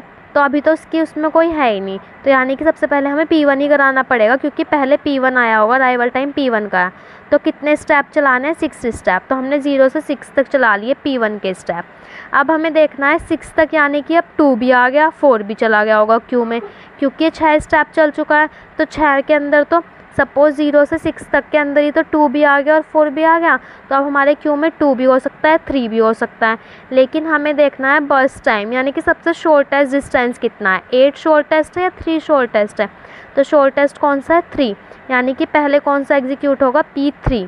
तो P3 पहले आया और कितने स्टेप चलने हैं उसे, 3, तो 6 और 3, 6 और 3 कितने हो गए, 9, तो वो अपने स्टेप चल चुका पूरे। अब उसके बाद हमारा P1 भी चल चुका था, P3 भी, बचा कौन सा, P2। P2 कितने स्टेप चलेगा, 8, यानी कि 9 + 8 = 17। तो ये अब हमारा P2 कंप्लीट कर चुका। बेसिकली क्या है शॉर्ट टेस्ट में, हमें देखना है बर्स्ट टाइम सबसे पहले हमें अराइवल टाइम देखना है। सबसे पहले कौन आया, 0, तो हमने P1 एग्जीक्यूट करा दिया। अब P1 कितने स्टेप चलेगा, 6 स्टेप, 6 स्टेप, तो 0 से 6 तक, यानी कि क्यू में 2 भी आ गया होगा और 4 भी। अगर 8 होता तो वो क्यू में नहीं आता, क्योंकि कहाँ तक आया अभी, सिर्फ 6 तक। तो अब क्यू में 2 भी आ गया, 3 भी, लेकिन 2 और 3 एक साथ तो हम डाल नहीं सकते क्यू में। तो हमें देखना है सबसे छोटा डिस्टेंस किसका है, 8 छोटा है या 3, यानी कि शॉर्टेस्ट डिस्टेंस कौन सा है, 8 या 3। तो 3 है, तो पहले कौन सा एग्जीक्यूट होगा, P3, और कितने स्टेप चलेगा वो, 3 स्टेप, यानी कि 9 तक। फिर कौन सा चलेगा, P2, यानी कि 17 तक। अब हमें कंप्लीशन टाइम देखना है, P1 का कंप्लीशन टाइम कितना है, 6। फिर P2 का देखना है, P2 का कंप्लीशन टाइम देखना है कितना है। तो P2 सबसे लास्ट में क्या वैल्यू आ रही है, 17, यानी कि 17। P3 की सबसे लास्ट वाली वैल्यू क्या है, 9, तो 9। ठीक है, ये हमारी ऐसे देखते हैं वैल्यू, ये हमारी P1 की स्टार्टिंग वैल्यू है, लास्ट वैल्यू है, ये P3 की स्टार्टिंग वैल्यू है, लास्ट वैल्यू है, P2 की स्टार्टिंग वैल्यू है और ये लास्ट वैल्यू है। ठीक है, अब हमें टर्न अराउंड टाइम का फॉर्मूला लगाया, हमने completion time minus arrival time और वेटिंग टाइम का फॉर्मूला लगाया, turn around time minus burst time. ये हमने वैल्यू कैलकुलेट करके यहाँ पे टर्न अराउंड टाइम की और ये भी वेटिंग टाइम की भी निकाल ली और हमने एवरेज कैलकुलेट कर लिया। ये था हमारा शॉर्टेस्ट जॉब फर्स्ट का। ऐसे ही हमें थर्ड बताया था मैंने, लॉन्गेस्ट जॉब फर्स्ट, यानी कि हमें क्या देखना है लॉन्गेस्ट वाला किसका है, सबसे ज़्यादा देर तक कौन सा बर्स्ट टाइम है। सपोज़ देखो जेन चार्ट बनाना है, अराइवल टाइम में P1 प्रोसेस है, P2, यानी कि P3 P4 P4। Arrival time सबसे छोटा किसका है, सबसे पहले कौन आया होगा क्यू में, ये दोनों आए होंगे, क्योंकि अराइवल टाइम 0 है, सबसे पहले ये क्यू में आ गए होंगे, तो 0 पे आ गए हमारे P1 और P2। लेकिन हमें देखना है यहाँ पे दोनों तो सेम उस पर आ ही नहीं सकते सेम टाइम पे, तो हमें देखना है लॉन्गेस्ट टाइम किसका है। लॉन्गेस्ट है ना, अगर शॉर्टेस्ट होता तो शॉर्टेस्ट में हम P1 लेते, लेकिन अब ये लॉन्गेस्ट है तो देखना है टाइम ज़्यादा किसका है, बर्स्ट टाइम। तो बर्स्ट टाइम किसका ज़्यादा है, 3, यानी कि P2 का। तो पहले कौन सा चलेगा, 0 से 3 तक, P2। ठीक है, P2 चल गया हमारा 0 से 3 तक। अब हमारा P2 कंप्लीट हो गया। अब हमारा क्यू में कौन आ गया, 3 तक चले ना, तो अब हमारा P3 भी क्यू में है, P4 भी क्यू में है, यानी कि P4 तक हमारे क्यू में है। तो हमें देखना है इनमें सबसे ज़्यादा बड़ा डिस्टेंस किसका है, तो एग्जीक्यूट हो गया।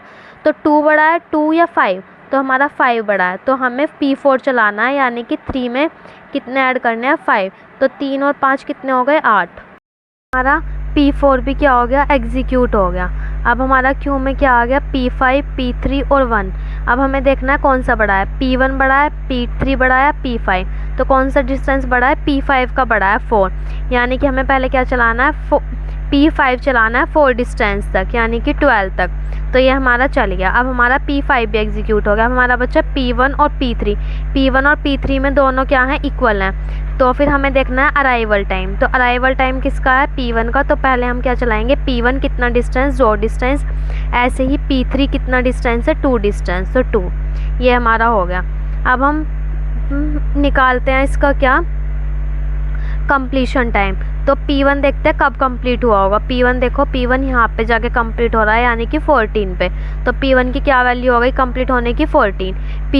P2 देखो कहाँ पे कंप्लीट हो रहा है, P2 हमारा 3 पे हो रहा है, तो 3। अब हमें P3 देखना है, P3 हमारा कहाँ पे कंप्लीट हो रहा है, 16 पे, यानी कि 16। ऐसे ही P4 देखना है, P4 हमारा कहाँ कंप्लीट हो रहा है, 8 पे, तो 8।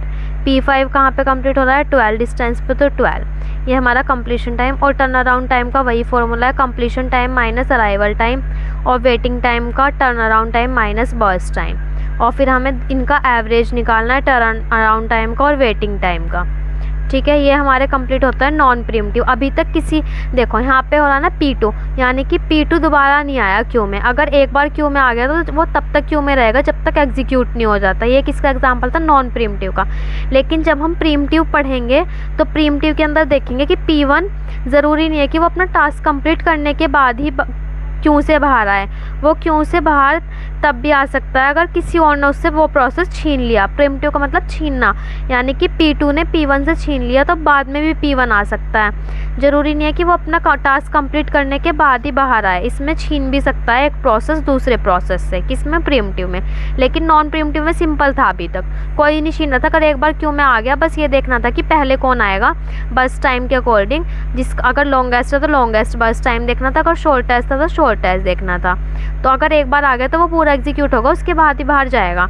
लेकिन प्रीम्प्टिव में ऐसा नहीं है, ये छीन भी सकता है। तो इसमें भी होता है first shortest remaining time first, यानी कि शॉर्टेस्ट रिमेनिंग जिसका क्या होगा, बस टाइम कम होगा, शॉर्टेस्ट होगा। तो हम इसमें क्या कैसे करते हैं, हमें बस टाइम दे रखा है अराइवल टाइम, तो हमारा अराइवल टाइम 0, यानी कि प्रोसेस आया होगा 0 पे, P1 प्रोसेस 0 पे आया होगा तो हमने P1 प्रोसेस डाल दिया इसके अंदर और 0 पे ये आ गया। ठीक है, फिर हम एक डिस्टेंस और चला, जैसे ही हम 1 पे आए तो 1 पे अराइवल टाइम 1 पे सेम प्रोसेस आ गया। अभी क्यों में P1 तो था ही था 1 पे, लेकिन P2 भी process at the same time 1 पे आ गया। तो अब हमें क्या करना पड़ेगा, अब हमें ज़रूरी नहीं है कि हमें P1 एग्जीक्यूट ही कराना है, अब हमें देखना है दोनों में शॉर्टेस्ट डिस्टेंस किसका है। तो 6 शॉर्टेस्ट में था, 6 क्या था, 6 था तो, लेकिन एक वो चल चुका अपना 0 से 1 के बीच में, तो यहाँ 5 बचा। तो अब हमें देखना है 5 बड़ा है या 3 बड़ा है। तो शॉर्टेस्ट कौन सा है, 3 है। तो P1 से P2 ने छीन लिया वो। अब क्या हुआ, P2 क्यों में आ गया और P1 को क्या कर दिया, बाहर निकाल दिया। और जब P1 बाहर निकला तो उसका डिस्टेंस कितना हो चुका था, 5, क्योंकि वो अपना चल चुका था एक डिस्टेंस इतना। हम P2 चलेंगे तो P2 कितना था, 3 डिस्टेंस चलना है और अराइवल टाइम कितना है, 1, तो 1 पे P2 आ गया होगा। अब हमें 3 चलना है, तो हमने देखा कि शॉर्टेस्ट डिस्टेंस है तो हमने P2 को कंप्लीट कर लिया 3 डिस्टेंस। अब हम नेक्स्ट चलेंगे, अब कितना बचा, P2 कंप्लीट हो गया। ठीक है, अब क्या बचा, P1 और P3। अब हम देखेंगे P1 और P3 में किसका शॉर्टेस्ट डिस्टेंस है, 5 या 7। तो शॉर्टेस्ट कौन सा है, 5। तो हम कौन सा चलेंगे, P1। तो P1 हमारा 5 चला, यानी कि 4 + 5, तो वो कितना हो गया, 9। तो हमारा ये चला 9 तक। अब क्या बचा हमारा, 7। तो P3 कितना चलेगा, 7। तो 9 + 7 कितना हो गया, 16, यानी कि P3 हमारा कंप्लीट हो गया। अब हम ऐसे ही कंप्लीशन टाइम की टेबल बनाएंगे कि P1 कब ख़त्म हुआ। तो P1 देखेंगे, ये 2 हैं, लास्ट वाली वैल्यू क्या है, 1, लेकिन P1 नेक्स्ट भी तो चल रहा है, तो यहाँ पे नेक्स्ट वैल्यू क्या है, 9। तो P1 कितना कंप्लीट हुआ, 9 पे। P2 कितने पे कंप्लीट हुआ, 4 पे। एंड P3 कितने पे कंप्लीट हुआ, 16 पे। तो ये हमारी कंप्लीशन टाइम। फिर हमने टर्न अराउंड टाइम निकाला, completion time minus arrival time, और फिर हमने वेटिंग टाइम निकाला। हमारा वेटिंग टाइम का फॉर्मूला है turn around time minus burst time. तो ये हमारा होता है प्रीम्प्टिव में शॉर्टेस्ट रिमेनिंग टाइम फर्स्ट, यानी कि जिसका डिस्टेंस कम रहेगा वो पहले एग्जीक्यूट होगा। और वो उसमें क्या भी हो सकता है, उसमें एक प्रोसेस दूसरे प्रोसेस से छीन भी सकता है टाइमिंग। ठीक है, हम एवरेज टर्न अराउंड टाइम निकालेंगे, यानी कि तीनों का सम करेंगे और डिवाइड बाय 3। ऐसे ही waiting time, average waiting time, तीनों का सम और डिवाइड बाय 3। ये हमारा हो गया शॉर्टेस्ट रिमेनिंग टाइम फर्स्ट। अब सेम ऐसे ही जैसे हमने शॉर्टेस्ट रिमेनिंग टाइम फर्स्ट करा, ऐसे ही हम लॉन्गेस्ट रिमेनिंग टाइम फर्स्ट करेंगे। बस इसमें हम बर्स्ट टाइम क्या देख रहे थे, जो सबसे छोटा होगा उसको पहले एग्जीक्यूट करा रहे थे, लेकिन लॉन्गेस्ट में क्या करेंगे, जो सबसे बड़ा होगा बर्स्ट टाइम उसको एग्जीक्यूट कराएंगे। तो हम इसका जेन चार्ट बनाते हैं पहले। सपोज़ हम ये एक एग्जांपल समझते हैं वर्क कैसे करता है। P1 प्रोसेस है, P2, P3 और P4 ये हमारे प्रोसेस है। P1 का अराइवल टाइम 0 है, ये 1 है, 3 है और 5 है। ठीक है, बर्स्ट टाइम यानी कि P1 जो है वो 3 स्टेप चलेगा, P2 वो 6 स्टेप चलेगा, P3 2 स्टेप चलेगा और P4 3 स्टेप चलेगा। ठीक है, ये बर्स्ट टाइम है। तो सबसे पहले हम चेक करेंगे अराइवल टाइम, यानी कि सबसे पहले क्यू में कौन आया होगा। तो हमने जेन चार्ट बनाया, तो सबसे पहले क्यू में क्या आया, अराइवल टाइम 0 है, यानी कि सबसे पहले क्यू में कौन आया होगा, P1 आया होगा। लेकिन P1 जैसे ही एक ही डिस्टेंस चला होगा, सेम उसी टाइम पे अराइवल टाइम 1 हो गया ना P2 का, तो सेम उसी टाइम पे एक P2 आ गया 1 अराइवल टाइम पे, यानी कि P1 सिर्फ कितना डिस्टेंस चला होगा, 1 डिस्टेंस, और सेम उसी टाइम पे हमारा क्या आ गया, P2। ठीक है, 1 पे। अब हम चेक करेंगे P1 और P2 में बर्स्ट टाइम किसका ज़्यादा है, क्योंकि ये लॉन्गेस्ट वाला है। तो P1 और P2 में बर्स्ट टाइम किसका ज़्यादा है, 6, यानी कि P2 का।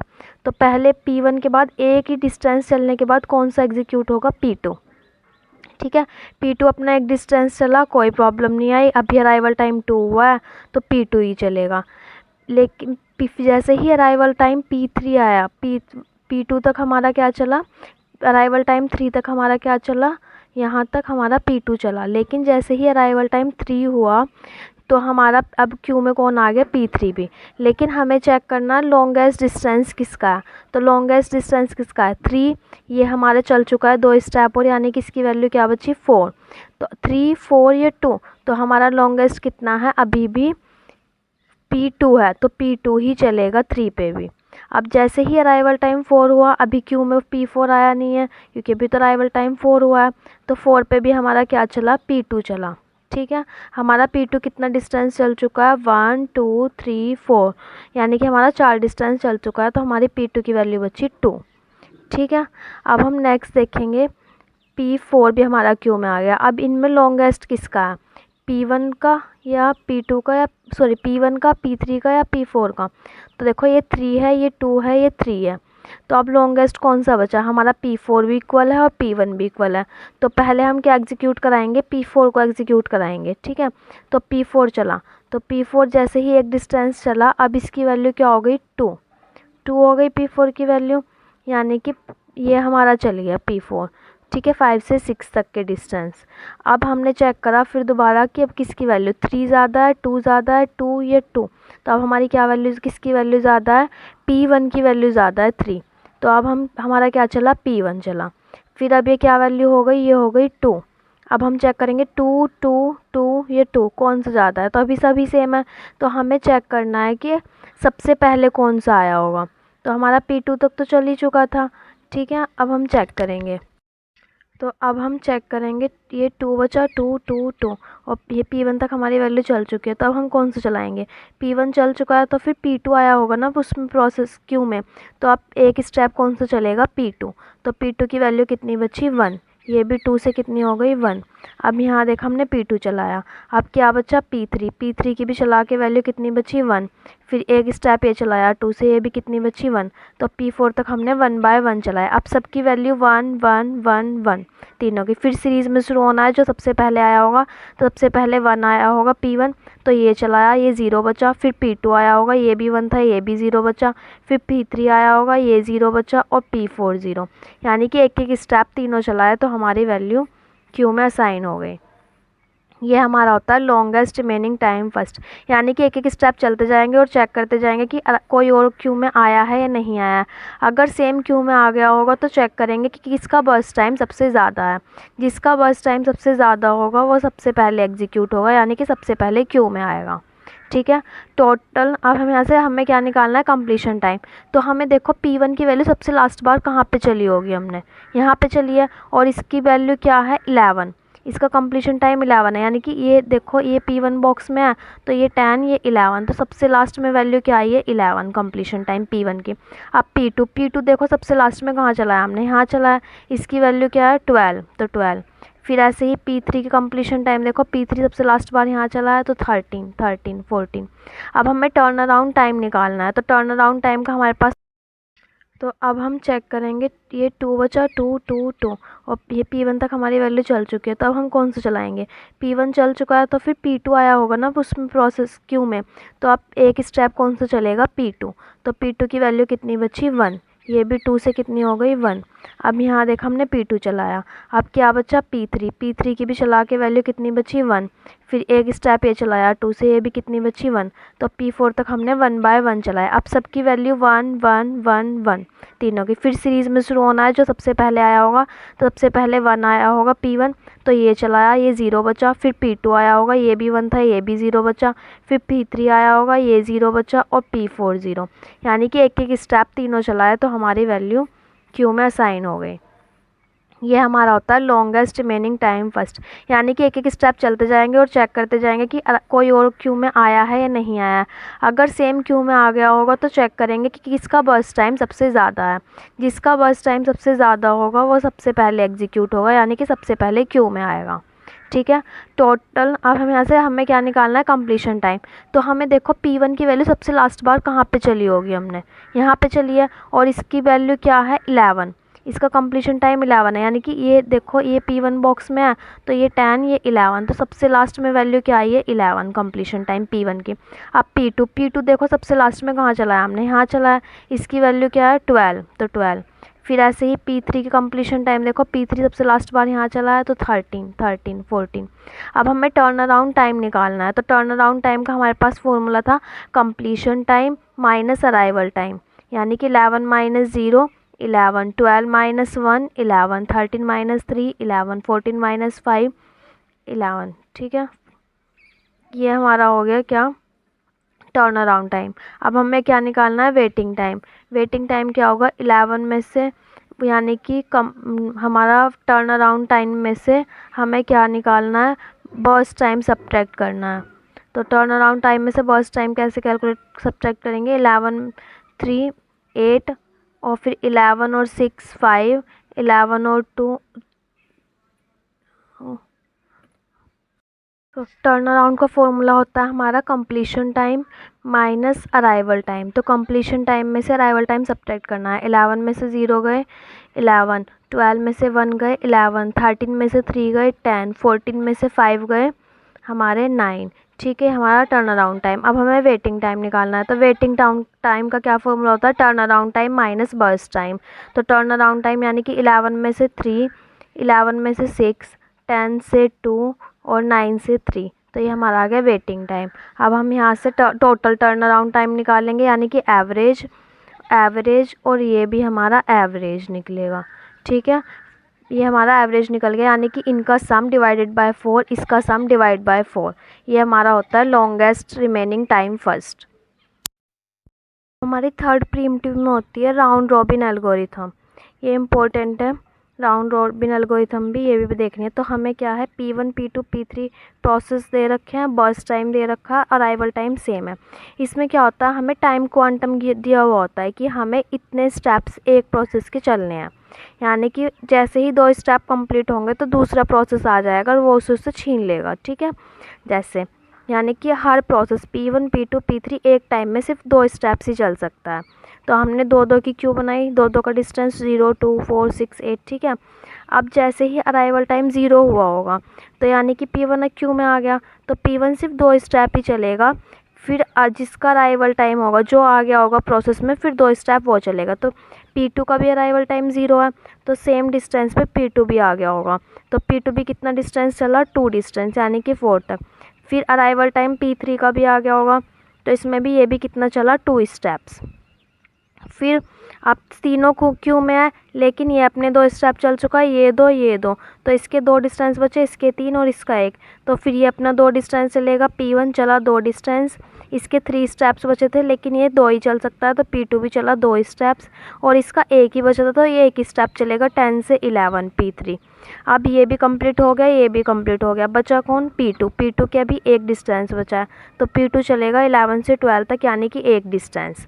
ये हमारा हो गया राउंड रॉबिन, जिसमें टाइम क्वांटम दिया होगा और एक प्रोसेस सिर्फ पर्टिकुलर जितने टाइम क्वांटम दे रखा होगा उतना ही स्टेप चल सकता है। सपोज यहाँ पे 3 दिया होता क्यू की वैल्यू, तो यहाँ पे हम क्या करते, P1 जो है वो 3 डिस्टेंस चलता, तो इसमें से 3 कट जाता और कितना बचता, 1। सेम ऐसे ये 3 चलता, सेम ऐसे ये 3 चलता, तो ये 3 स्टेप्स चल रहे, जो अब 2 स्टेप्स चले हैं।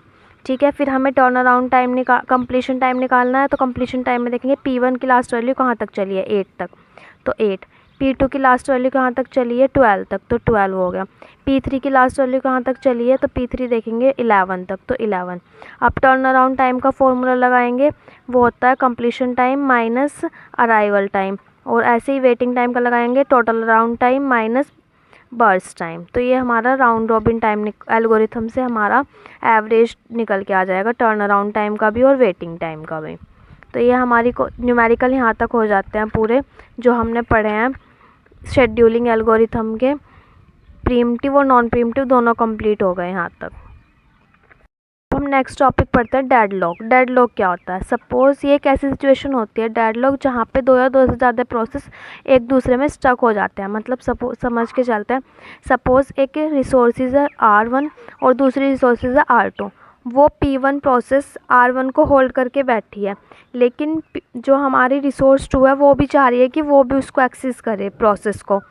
तो क्या हो गया, एक टाइम पे एक ही प्रोसेस के पास रिसोर्स हो सकती है एक। तो अब क्या हो गया, यहाँ पे डेडलॉक अकर हो गया कि रिसोर्स R1 होल्ड करके बैठी और R2 उसको क्या कर रही है, उससे डिमांड कर रही है कि वो भी एक्सेस कर सके, लेकिन R1 रिसोर्स उसको छोड़ ही नहीं रही। तो वहाँ पे क्या हो जाएगा, डेडलॉक, कि ना तो रिसोर्स 1 का ही काम कंप्लीट हो पाएगा, ना रिसोर्स 2 का काम कंप्लीट हो पाएगा। तो ये क्या होता है, deadlock handling. A deadlock is the situation where 2 or more process are stuck waiting for resources. दोनों किस में स्टक हैं, फंसे हुए हैं रिसोर्सेज को एक्सेस करने में। ठीक है, तो इसमें हमें 3 तरह के टॉपिक पढ़ लिए हैं हैंडलिंग में, कि डेडलॉक को प्रिवेंट कैसे करते हैं, अवॉइडेंस और डिटेक्ट और रिकवरी। तो डेडलॉक प्रिवेंशन, अवॉइडेंस और डिटेक्शन एंड रिकवरी पढ़ना है। तो प्रिवेंशन के 4 स्टेप होते हैं, mutual exclusion, hold and wait, no preemption and circular wait. Avoidance के 2 होते हैं, RAJ, रिसोर्स एलोकेशन ग्राफ और बैंकर एल्गोरिथम। डिटेक्शन में क्या करेंगे, हम प्रोसेस को टर्मिनेट कर देंगे या फिर रिसोर्स को दोबारा से बोलेंगे कि वो दोबारा से एक्सेस करने को ट्राई करें। तो ये होता है हमारा डेडलॉक हैंडलिंग, जो हमें 1 बाय 1 पढ़ना है। तो सबसे पहले पढ़ते हैं डेडलॉक प्रिवेंशन, कि डेडलॉक प्रिवेंशन के अंदर क्या क्या आते हैं। अभी हमने बताया 4 स्टेप्स होते हैं, mutual exclusion, hold and wait, no preemption, circular wait. तो म्यूचुअल एक्सक्लूजन क्या होता है, इसका मतलब ये है कि एक हमें बचाना है कि डेडलॉक आए ना, तो हम पहले से एश्योर करके चलेंगे कि वो जो एक प्रोसेस है वो ही एक टाइम पे एक रिसोर्स को शेयर करें, यानी कि एक प्रोसेस है वो एक ही रिसोर्स का एक टाइम पे यूज़ करें। ये होता है म्यूचुअल एक्सक्लूजन।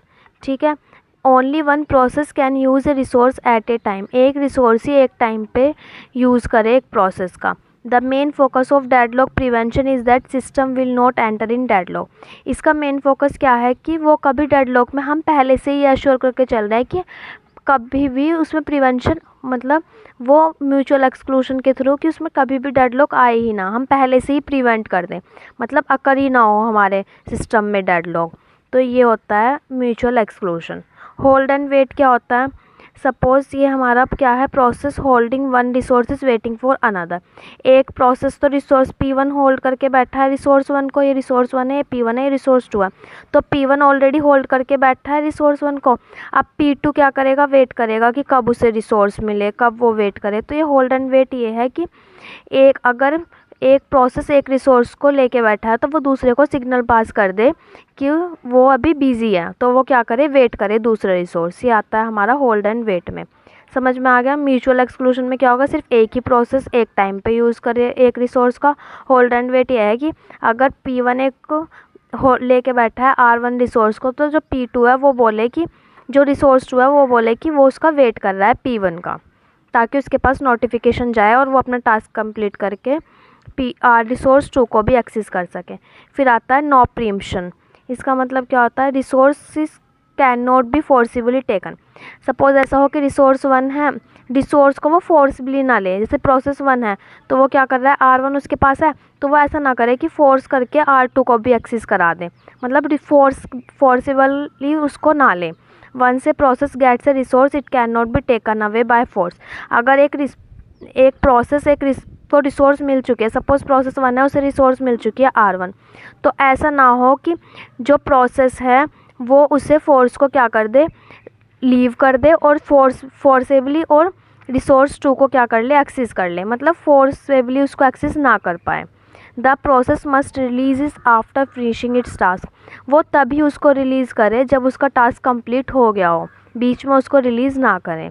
यह आता है नो प्रीम्पशन का। अब लास्ट बचता है सर्कुलर वेट। कि सर्कुलर वेट में क्या आता है, a situation where a set of processes are waiting for each other in a circle. इसमें क्या है, सर्कल में एक प्रोसेस दूसरे प्रोसेस हैं, ये P1 है, ये P2 है, तो सर्कल में क्या कर रहे हैं, एक दूसरे का वेट कर रहे हैं।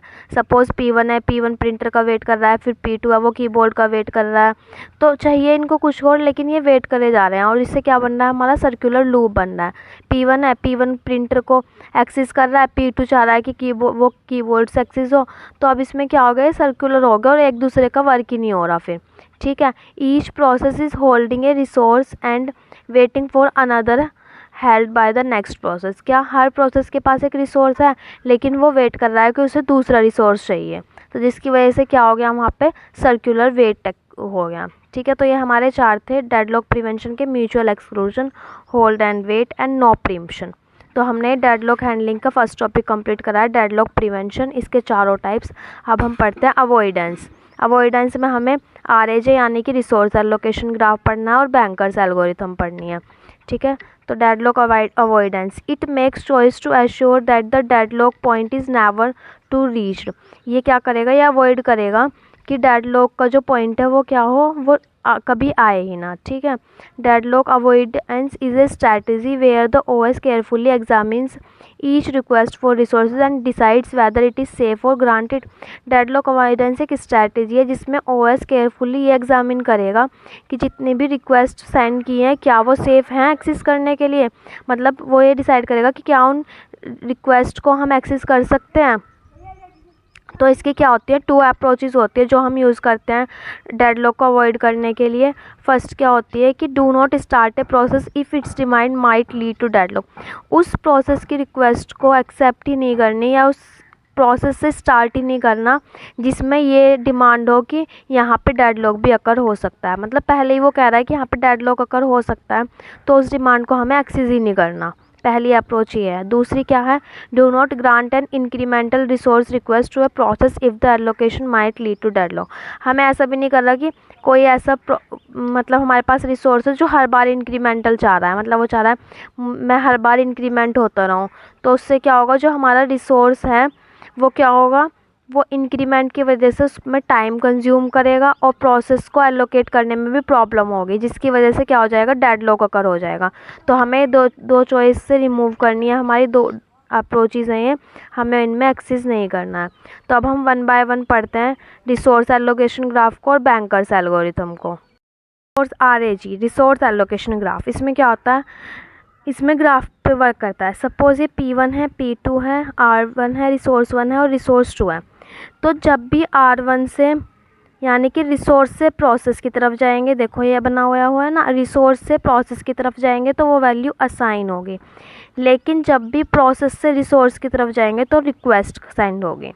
समझ में आई? देखो जैसे रिसोर्स है, रिसोर्स से P1 तक पे गए यानी कि रिसोर्स से प्रोसेस पे गए तो वहाँ पे क्या होगा, असाइन होगा। लेकिन जैसे ही प्रोसेस से रिसोर्स पे गए, यहाँ पे प्रोसेस से रिसोर्स पे जा रहे हैं तो वहाँ किसका यूज़ करेंगे, रिक्वेस्ट का। अब देखो यहाँ पे हम रिसोर्स से प्रोसेस पे जा रहे हैं यानी कि असाइन होगा। अब यहाँ प्रोसेस से रिसोर्स पे जा रहे हैं तो यहाँ क्या होगा, रिक्वेस्ट होगा। तो ये हम डिनोट करते हैं इस टाइप से, क्या होता है, रिसोर्स एलोकेशन ग्राफ, ये हम ऐसे डिनोट करते हैं। ठीक है, अभी हम इसको एक एग्जांपल से समझते हैं। ये हमें एग्जांपल दे रखा है, ये हमें ग्राफ बना के दे रखा है। अब हमें इससे बताना है रिसोर्स एलोकेशन ग्राफ। ठीक है, तो देखो P1 है, R1 है, P3, R2 और P2। तो अभी हमने क्या बनाया, 2 बनाएंगे, एक एलोकेशन के लिए, एक रिक्वेस्ट के लिए, R1 R2, और क्योंकि हमारे पास 2 ही रिसोर्स है R1 और R2, तो हमने एक एलोकेशन के लिए बनाया, एक रिक्वेस्ट के लिए बनाया। तो P1 पे देखते हैं। P1 से क्या हो रहा है हमारा, P1 से हम किस पे जा रहे हैं, R1 पे जा रहे हैं। तो P1 से अगर हम R1 पे जा रहे हैं, एलोकेट कर रहे हैं, तो क्या वैल्यू हो गई इसकी, 0 वैल्यू हो गई। सेम अब R2 पे देखेंगे, R2 P1 पे आ रहा है यानी कि ये जा नहीं रहा है, तो इस पर कोई वैल्यू आ रही है, अगर आ रही है प्रोसेस पे तो वो वैल्यू क्या हो गई, 1 हो गई। अब ऐसे ही P2 को देखेंगे, P2 पे क्या वैल्यू जा रही है P2 से, नहीं, P2 पे तो R1 की वैल्यू आ रही है, तो उसकी वैल्यू क्या हो गई, 1। जब भी वैल्यू प्रोसेस पे आएगी तो वैल्यू 1। ठीक है, अब देखो क्या P2 से R2 पे वैल्यू आ रही है, नहीं आ रही है, तो यहाँ पे क्या वैल्यू हो गई, 0 हो गई। ठीक है, अब ऐसे ही P3 का देखते हैं। P3 हमारा ये रहा, क्या P3 से कोई वैल्यू जा रही है, P3 से R2 पे जा रहे हैं ना। ठीक है, तो ये क्या वैल्यू हो गई, जिससे जा रहे हैं वो हो गई 0।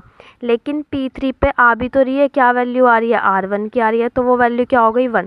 जब वैल्यू जिस रिसोर्स पे आएगी, अगर प्रोसेस पे आ रही है वो वैल्यू, तो वहाँ पे क्या होगा, 1 होगा, और अगर रिसोर्स से जा रही है तो क्या होगा, 0 होगा। अब ऐसे ही रिक्वेस्ट पे देखते हैं।